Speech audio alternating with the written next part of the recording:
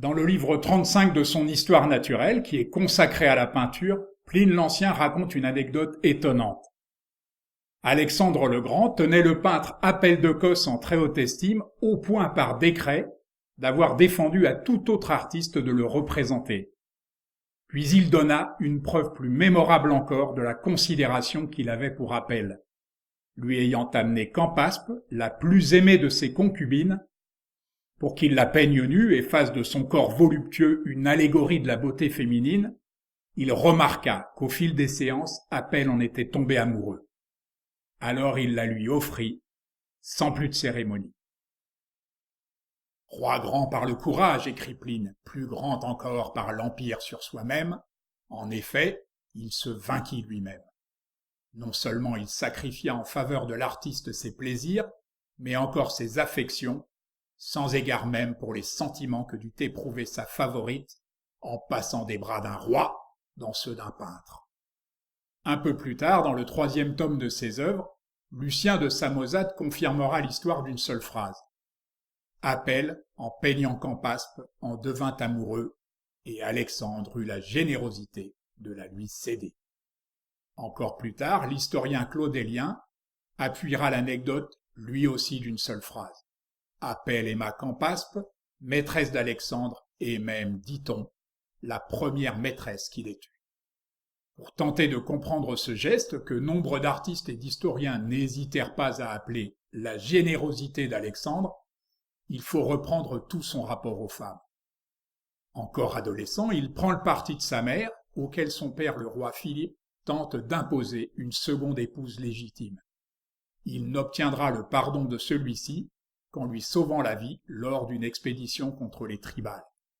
Pourtant, quelques années après avoir épousé Roxane, fille d'un seigneur de Bactriane, il prendra lui-même une seconde épouse, Satyra, fille aînée du roi perse Darius qu'il avait combattu et vaincu lors des batailles d'Issos puis de Gaugamel, mariage qu'il dira dicté par des considérations politiques.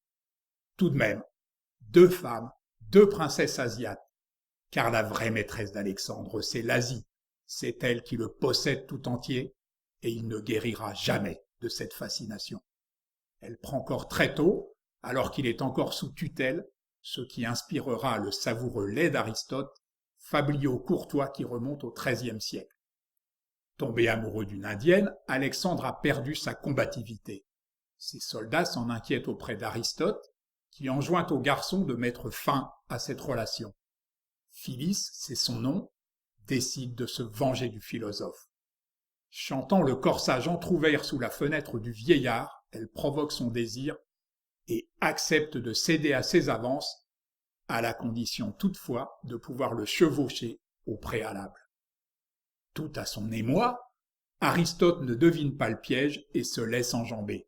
Prévenu, Alexandre surprend le couple et force Aristote à admettre que lui-même ayant succombé, malgré son grand âge, à l'appel de l'amour, le jeune homme est excusable de son propre émoi. Dans d'autres versions plus anciennes, à l'origine du fabliau, Phyllis est appelée Campaspe, ce qui donne un tout autre sens à notre histoire.